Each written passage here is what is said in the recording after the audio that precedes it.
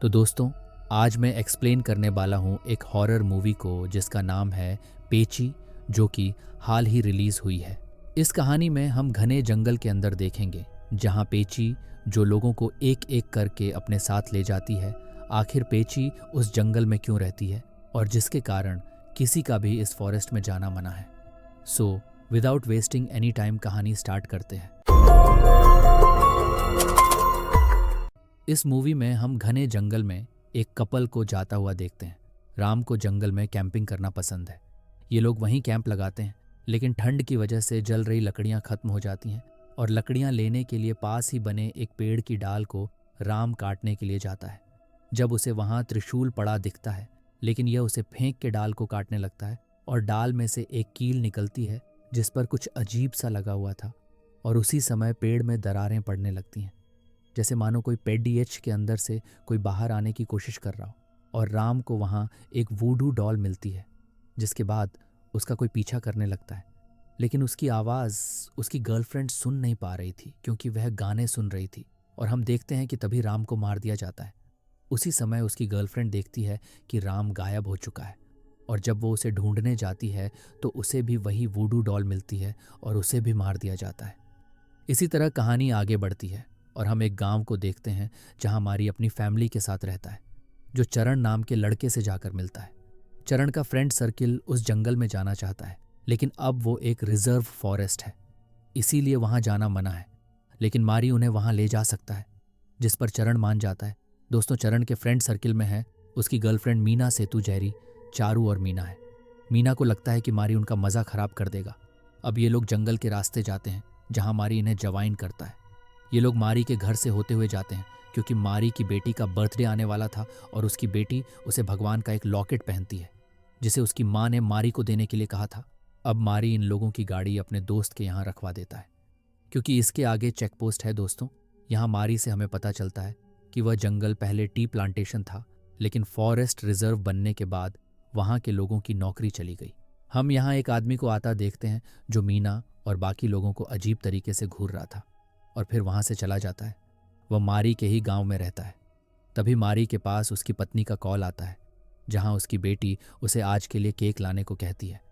मारी यहाँ इन लोगों को बताता है कि अगर इन्हें कोई फ़ोन कॉल करना है तो वह यहीं कर लें, क्योंकि जंगल के अंदर सिग्नल नहीं आएंगे। ये लोग अनऑफिशियली वहाँ आए थे। अब ये लोग जंगल के अंदर जाते हैं, जहाँ काफ़ी चलने के बाद ये लोग एक ब्रेक लेते हैं। तभी जैरी मारी को उसकी खींची हुई फ़ोटोज़ दिखाता है, जो मारी और उसकी बेटी की थी। जैरी एक प्रोफेशनल फोटोग्राफर है। मारी यहाँ इन्हें बताता है कि जंगल के अंदर कई जंगली जानवर घूमते हैं, जिसे सुनकर जैरी काफ़ी डर जाता है और इसी बात से उसे परेशान करता है। आगे जाने पर इन्हें एक नहर मिलती है, जिसमें ये लोग पानी का खेल खेलना शुरू करते हैं। तभी मारी इन्हें रोकते हुए कहता है कि वहाँ जंगली जानवर पानी पीने आते हैं, और अगर कोई आवाज़ हुई तो सभी एनिमल्स यहाँ खींचे चले आएंगे और यह हमारे लिए सेफ नहीं होगा। और चरण लोगों को आगे चलने के लिए कहता है। यहाँ हम देख सकते हैं कि मीना को मारी पसंद नहीं था, क्योंकि वो उन पर रिस्ट्रिक्शंस लगा रहा था। मीना का कहना था कि वो लोग पहली बार ट्रैकिंग पर नहीं आए हैं, पर मारी उन्हें बिगिनर की तरह ट्रीट कर रहा है। मारी को यह बात सुनकर गुस्सा आ जाता है, क्योंकि वो सिर्फ एक जंगल नहीं है, उनका जीवन उस जंगल पर निर्भर है और मीना को उनके इमोशंस की रिस्पेक्ट करनी चाहिए। यह सुनकर मीना आग बबूला हो जाती है, क्योंकि वह खुद की सेफ्टी कर सकती है और मारी को उनका बॉडीगार्ड बनने की कोई ज़रूरत नहीं है। ये देखकर चरण मारी से सॉरी कहता है और ये लोग आगे बढ़ जाते हैं। जैरी को स्मोक करता देख चारू उसे रोकती है। अब चारू लकड़ी का टुकड़ा एक तरफ फेंक देती है, जहाँ से घंटे की आवाज़ सुनाई पड़ती है, जो कि एक रिस्ट्रिक्टेड एरिया था जिसे पार करना मना है। इसलिए मारी इन लोगों को रोकता है, लेकिन चारू और सेतु उस तरफ चले जाते हैं और लकड़ियाँ हटाने पर देखते हैं कि वहाँ कई घंटे लटके हुए हैं। इसीलिए चारू और सेतु कहते हैं कि हम तो यहाँ ज़रूर जाएंगे। जैसे ही सेतु उस टहनी पर हाथ रखता है तो सारे घंटे नीचे गिर जाते हैं। सभी लोग कहते हैं, सेतु जो चीज़ नहीं है उसी का इस्तेमाल ज़्यादा क्यों करना है? जब अक्ल नहीं है तो उसका इस्तेमाल कर ही क्यों रहे हो? एक तो इन साहब ने घंटियाँ गिरा दी और ऊपर से बड़ा स्मार्टली कह रहा है कि वैसे भी वो चीज़ पुरानी है, टूट गई तो क्या फ़र्क पड़ता है। इसके बाद मारी और इन लोगों में बहस हो जाती है। अब सेतु स्मार्ट है तो मीना पीछे कैसे रहे? मीना को और स्मार्ट बनना है। तो वो मारी से कहती है कि वह एक वॉचमैन है और अपनी हद में रहे, ये लोग अपना ख्याल खुद रख सकते हैं, वो कोई बच्चे नहीं है। ये सुनकर मारी वहां से जाने लगता है। जब चरण उसे रोकता है और कहता है कि वह जानता है कि मारी उस जंगल के बारे में ज्यादा जानता है। चरण कहता है कि वो इन्हें बच्चों की तरह ट्रीट करना बंद करे। चरण वैसे भी मारी की एक लड़की है, एंड आई डोंट थिंक वो तुम्हें गोद लेने में इंटरेस्टेड है। खैर, मारी कहता है कि ये एक रिस्ट्रिक्टेड एरिया है और यहाँ खड़े रहना वैसे भी लीगल नहीं है। उसने रिस्ट्रिक्टेड एरिया से दूर रहने के लिए इसलिए नहीं कहा क्योंकि उसे चरण और लोगों की फिक्र है, बल्कि उसने गांव वालों की सुरक्षा के लिए ऐसा कहा था। अब चरण कहता है कि अगर मारी ये बता दे कि वो एरिया डेंजरस क्यों है तो ये लोग वहां से चले जाएंगे। फाइनली मारी तुम्हारा पीछा छूटेगा। अब मारी लोगों को बताता है कि उस एरिया के पार एक शैतानी ताकत रहती है और हमें यहाँ ज़्यादा देर तक खड़े होकर बात नहीं करनी चाहिए। लेकिन मीना और लोगों को यह सब मजाक लगता है क्योंकि ये लोग गांव वालों की मान्यताओं को नहीं मानते। ये लोग जंगल में आगे बढ़ते हैं और हम देखते हैं कि एक शैतानी ताकत इन पर नज़र रखे हुए थी। जब चारू ग्रुप से अलग होकर एक जगह पहाड़ी की चोटी पर चली जाती है और होश के पीछे किसी आवाज़ को सुनते हैं जो उसे देख रही थी और वह चारू को धक्का मारने वाली थी कि तभी मारी आकर उसे बचा लेता है और यहाँ चारू की हालत खराब हो जाती है। लेकिन उसके दोस्त उसे वहां से ले जाते हैं। क्या हुआ? जाओ जाओ, रख लो अपना ख्याल दोस्तों। अगर मारी नहीं होता तो आज शायद चारू जिंदा नहीं होती। अब आगे जाकर ये लोग कैंप लगाते हैं। जब जेरी चरण और मीना की फोटो खींचने को कहता है तब मीना वहां से भाग जाती है और उसके दोस्त उसका पीछा करते हैं। जेरी उनकी फोटो खींचने उनके पीछे दौड़ता है। तभी उसका चश्मा नीचे गिर जाता है और जब वह चश्मा उठाता है तो उसके सारे दोस्त गायब हो जाते हैं। वह चुप कर जेरी के साथ मजाक कर रहे थे। जेरी एक पेड़ की तरफ देखते हुए कहता है कि वह 3 गिनने पर चरण और मीना की एक फोटो खींचेगा और वह लोग सामने आ जाएं और जैसे ही वह 3 कहकर फोटो क्लिक करने की कोशिश करता है, हम वहां एक डरावनी औरत को देखते हैं जो पल भर बाद गायब हो जाती है, जिसे देखकर जेरी की हालत खराब हो जाती है। उसी समय पेड़ के पीछे से जेरी का कोई पैर खींच लेता है। तभी उसके दोस्त हंसते हुए आते हैं और उसका मजाक उड़ाने लगते हैं कि वह बहुत डरपोक है, जो कि जेरी को यह अच्छा नहीं लगता। तब मीना उसके पास आती है। तब जेरी बताता है कि उसने वहां किसी को देखा है, लेकिन चारों ओर सेतु उसका वापस मजाक उड़ाने लगते हैं, ये कहकर कि वह डर गया है और अगर वह इतना ही डरता है तो यहाँ से चला क्यों नहीं जाता। दोस्तों, इस जंगल में कुछ तो गड़बड़ है और अब जेरी चारू और सेतु से कहता है कि अगर वह इतने ही बहादुर हैं तो मारी ने जो रिस्ट्रिक्टेड एरिया दिखाया था ये लोग उसको पार करके जाएं और वहाँ के पेड़ पर स्कार्फ बांध के वापस आ जाएं। ये कहकर वह एक स्कार्फ उसकी तरफ फेंकता है और अगर इन लोगों ने ऐसा कर लिया तो शर्त के अनुसार जेरी उन्हें अपना कैमरा दे देगा। ये सुनकर मारी इन लोगों को रोकता है। वो एक घना जंगल है और ये लोग रास्ता भटक सकते हैं, जिसके बाद सेतु और चारू उस तरफ निकल जाते हैं। ये लोग वहाँ के पेड़ों पर रिबन बांध के जंगल के और अंदर चले जाते हैं। इन्हें वहाँ एक घर दिखता है, जिसके अंदर जाने पर देखते हैं कि वहाँ काले जादू की चीज़ें रखी हुई थी और सामने एक पेंटाग्राम बना था। और दोस्तों, वहाँ पर ठीक वैसी ही गुड़िया रखी हुई थी जैसे कि हमने मूवी की स्टार्टिंग में देखी थी। चारू वहाँ की फोटोज खींचने लगती है और सेतु बेसमेंट में जाकर चेक करता है और जब चारू पलट के देखती है तो पेंटाग्राम के बीच में वही गुड़िया आ गई थी जो कुछ पल पहले जमीन पर रखी हुई थी, जिसे चारू उठाकर उसके साथ सेल्फी लेने लगती है और एकदम से उसे फोन के कैमरे से पीछे एक औरत खड़ी नजर आती है जो एक पल बाद गायब हो जाती है। तभी वही औरत चारू को खिड़की से बाहर जंगल में खड़ी नजर आती है। ये वही डरावनी औरत है जो जेरी को दिखी थी। तभी वहां सेतु आता है और ये लोग घर से बाहर निकल जाते हैं और जब ये लोग घर के बाहर आते हैं तो सामने के एक पेड़ पर वही स्कार्फ बंदा देखते हैं जो कुछ देर पहले सेतु के कंधे पर था, जिसे जेरी ने उसे दिया था। डर के मारे ये लोग उस जगह को छोड़ देते हैं। दूसरी तरफ चरण और मारी इन लोगों को ढूंढने के लिए आते हैं और रिस्ट्रिक्टेड एरिया के पास आकर इन्हें एक लड़की की चीख सुनाई देती है और जब ये उस तरफ भागते हैं तो देखते हैं कि चारू खून से लटपट पड़ी थी। उन्हें लगता है कि चारू मर गई है। तभी सेतु और चारू वापस उनसे मजाक करते हैं जो चरण को डराने की कोशिश कर रहे थे। यहाँ चरण कहता है कि वो लोग सीधे अब वापस जाएंगे। अब मारी और चरण चारू और सेतु को लेकर वापस आ रहे होते हैं और कैंप के पास पहुंचने पर ये लोग देखते हैं कि असली चारू और सेतु वहीं बैठे हुए थे जो उनके जाने के कुछ समय बाद वापस लौट आए थे और चारू ने डर के मारे एक शब्द नहीं बोला। वो बस कुछ बड़बड़ा जा रही है। ये देखकर मारी और चरण हैरान रह जाते हैं और जब चरण मुड़ के देखता है तो उसके साथ चलने वाले चारों ओर सेतु गायब हो जाते हैं। हम देखते हैं कि सभी लोग वापस जाने के लिए सामान पैक कर रहे थे। तभी जेरी को अपना कैमरा नहीं मिलता जो उसे पेड़ के पास लाया था, इसलिए वो मारी के साथ उस पेड़ के पास जाता है और पेड़ पर उसे अपना कैमरा मिल जाता है। और कैमरे की रिकॉर्डिंग देख के जेरी को पता लगता है कि जो मारी उसके साथ आया था वो कैमरे में दिख नहीं रहा है। यहाँ हम जेरी के पीछे 2 मारी को देखते हैं और दूसरा वाला मारी उससे इशारे में कहता है कि जो उसके सामने खड़ा है वह असली मारी नहीं है। और उसके साथ जो मारी आया था, जेरी उसे धक्का देकर भाग जाता है। भागते हुए उसे वही वूडू डॉल मिलती है। उसे एक तरफ मारी जाता हुआ दिखता है, लेकिन वह मारी खुद जेरी में बदल जाता है। यह देखकर जेरी डर के मारे अपने दोस्तों को ढूंढने लगता है। तभी उसे जंगल में वही डरावनी औरत दिखती है और जेरी डर के मारे भागते हुए उसी घर में जाता है और वहां भी उसे वही औरत दिखती है और जेरी के चिल्लाने की आवाज़ सुनाई देती है, जिसे सुनकर चरण उसे ढूंढने के लिए जाता है। तब मारी कहता है कि यह सही समय नहीं है, उन्हें तुरंत इस जंगल से निकल जाना चाहिए। यानी जिस मारी को जेरी ने देखा था, दरअसल वो वही ईवल स्पिरिट थी।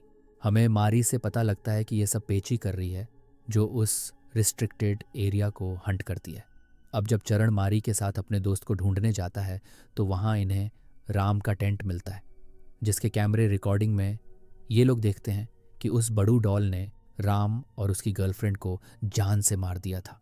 और यहाँ मारी चरण को बताता है कि उस जंगल में कई छलावे हो रहे हैं जो पेची कर रही है। वो यह तक नहीं जानते कि जिससे वह बात कर रहे हैं वो असली इंसान है भी या नहीं। तभी इन्हें पेची की आवाज़ सुनाई देती है और ये उसी जगह खड़े थे जहाँ पेची को कैद किया गया था। वापस जाके लोग बताते हैं कि इन्हें जेरी नहीं मिला। यहाँ मीना मारी पर इल्ज़ाम लगाती है कि यह सब उसका किया धरा है। शुरू से ही वो इन लोगों को डरा रहा था। मारी कहता है कि अगर उन्हें रुकना है तो रुके, वह जा रहा है। और इसी बात पे सेतु और मारी के बीच में लड़ाई हो जाती है। हम देखते हैं कि चारू बेसुध हालत में एक तरफ चली जाती है, जिसका पीछा मीना और चरण करते हैं। वो देखते हैं कि चारू एक जगह खड़े होकर मन ही मन बोले जा रही थी और तभी पेची आकर चारू को अपने साथ ले जाती है। और यह बात जब मारी और सेतु को पता लगती है तो यह सभी उस जंगल से तुरंत भागने लगते हैं। मारी इन्हें अपने साथ रिस्ट्रिक्टेड एरिया से बाहर ले आता है, लेकिन वो देखता है कि उसके पीछे कोई नहीं था, क्योंकि असल में चरण और लोग दूसरे मारी के साथ भाग रहे होते हैं। तभी भागते हुए सेतु चरण को वो रिबन्स दिखाता है जो उसने चारू के साथ बांधे थे उस घर की तरफ जाते हुए, और वह कहता है कि मारी उन्हें धोखे से वहां ले जा रहा है। इधर मारी उन्हें बचाने के लिए रिस्ट्रिक्टेड एरिया के अंदर चला जाता है। इधर चरण और दूसरे लोग मारी का सच पता करने के लिए उसका पीछा करते हैं। हम देखते हैं कि पेची मारी पर हमला करने की कोशिश करती है, लेकिन कर नहीं पाती, क्योंकि मारी के गले में जो ताबीज़ था जिसके कारण पेची उसके पास नहीं जा सकती थी। इधर चरण और दूसरे लोग उस घर की तरफ पहुंचते हैं जब वह देखते हैं कि चारू घर के अंदर से निकलती है और उसे भी पेची अपने साथ ले जाती है। यह देखकर सेतु अपनी जान बचाकर भाग जाता है और चरण उस घर के अंदर मीना को बचाने जाता है, जो उसी पेंटाग्राम पे अपना सर बार बार मार रही थी। सेतु रिस्ट्रिक्टेड एरिया से बाहर निकल आता है।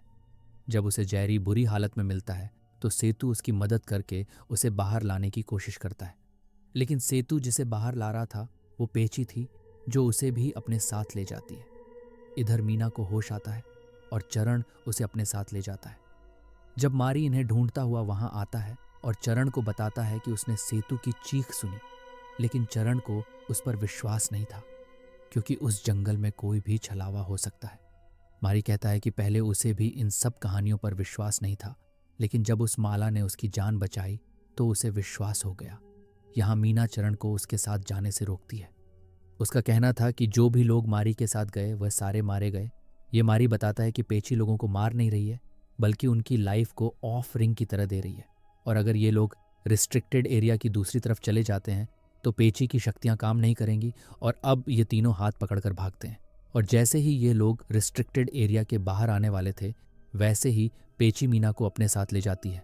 ये देख के चरण उसे बचाने की कोशिश करता है और मारी उसे रोकता है, लेकिन चरण रिस्ट्रिक्टेड एरिया के अंदर मीना को बचाने चला जाता है, जहां उसे पेची हंट करती है।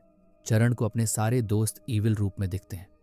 अब पेची उस पर हमला करने की कोशिश करती है, लेकिन वह असफल हो जाती है, क्योंकि जब मारी चरण को रोक रहा था तो चरण ने मारी की माला खींच ली थी और वह उसकी जैकेट में ही अटका रह गया, जिस वजह से पेची उस पर हमला नहीं कर पाती। अब चरण उस माला को लेकर बाहर आने लगता है। जब वह मारी को मरा हुआ पाता है तो चरण रिस्ट्रिक्टेड एरिया के बाहर निकल आता है। उसे मीना और अपने दोस्तों की मौत का दुख था और वहां से गुजर रही कार से वह लिफ्ट मांगता है। और ये कार वही इंसान चला रहा था जो स्टार्टिंग में मीना और दूसरे लोगों को घूर रहा था। चरण देखता है कि मीना जिंदा है और जब चरण की आंख खुलती है तो वह पेची के घर में था। और यहाँ आता है कहानी का सबसे बड़ा ट्विस्ट, जब हम देखते हैं कि यह सब कुछ मीना का किया धरा है। उसने चरण से प्यार का नाटक किया और उस आदमी के साथ मिलकर इन लोगों को इस ट्रैकिंग पर ले आई ताकि पेची उनका शिकार कर सके। दोस्तों, जिस भयानक औरत को यह लोग देखते आ रहे हैं वह पेची है और जंगल के बीच जो घर बना है वह उसी का घर है। पेची गांव के प्रतिष्ठित परिवार की उत्तराधिकारी थी। छोटी उम्र से ही वह काला जादू किया करती थी और अपने काले जादू को और गहरा करने के लिए वह केरल के जंगलों में चली गई और कई सालों बाद वापस आई और तब तक वह ब्लैक मैजिक में माहिर हो चुकी थी। पेची अकेले नहीं आई थी बल्कि अपने साथ कुछ शिष्यों को साथ लाई थी जो कि कोई आम शिष्य नहीं थे। उनके पूर्वज पेची को और उसके डेमोनिक गॉड को सर्व करते थे। उन्होंने जंगल के अंदर कई रिचुअल किए जो समय के साथ और शक्तिशाली हो गए। इसी के साथ पेची ने अपने डेमोनिक गॉड को ह्यूमन सैक्रिफाइस को सर्व करने का फैसला किया। लेकिन गांव के लोग गायब होना शुरू हो गए और पेची को सर्व करने वाला इंसान जब लाशों को दफना रहा था तो गांव के एक आदमी ने उसे देख लिया था और ये बात उसने गांव के मुखिया को बता दी, जिसके बाद मुखिया गांव वालों के साथ पंडित के पास गया और वह पंडित बताता है कि पेची कोई साधारण विच नहीं है। उसकी इच्छा पूरी हो गई है और उसे वरदान मिला है कि वह अमर रहेगी। जिस गॉड को पेची वर्शिप कर रही है वही उसका भगवान है। जैसे हम पहले प्रसाद चढ़ाते हैं और फिर आशीर्वाद मांगते हैं, लेकिन काले जादू में यह उल्टा होता है। पहले आती है ब्लेसिंग और फिर आती है ऑफरिंग।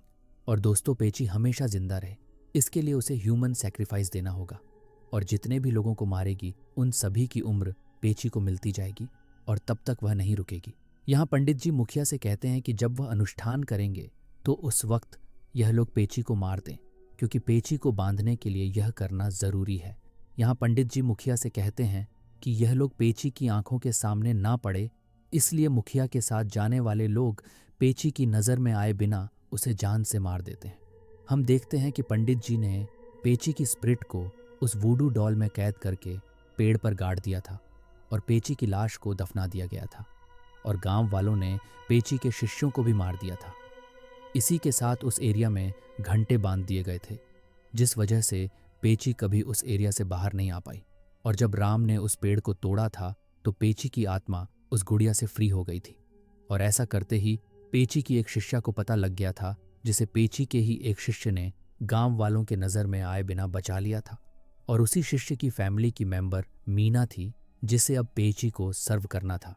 पेची की शिष्या को वह पेड़ नहीं मिल पाया था जिसमें उसे कैद किया गया था और पेची को अभी भी 13 लोगों को मारना था, जिनमें से 2 मर चुके थे, यानी कि राम और उसकी गर्लफ्रेंड। और बचे हुए लोगों को पूरा करने के लिए मीना चरण और दूसरे लोगों को वहां ले आई थी, जिसमें उसका साथ उसी आदमी ने दिया था जो मीना के ही परिवार का था। और दोस्तों, यहाँ एक और ट्विस्ट आता है। मारी को पेची ने नहीं बल्कि मीना ने ही जान से मारा था। दोस्तों, मारी के पास वो माला इसीलिए थी क्योंकि उस गांव का मुखिया मारी का पूर्वज था, जिसे वह माला उस पंडित ने दिया था। चरण को भी पेची ने मार दिया था। दोस्तों, पेची को अभी भी 13 लोगों का सैक्रिफाइस चाहिए, जिसमें से 6 पूरे हो चुके हैं। तो हो सकता है कि हमें इस मूवी का पार्ट 2 भी देखने को मिले। तो दोस्तों, उम्मीद करता हूँ आपको ये हॉरर स्टोरी पसंद आई होगी। तो आपसे मिलते हैं अगले वीडियो में। तब तक के लिए अपना बहुत ख्याल रखिए।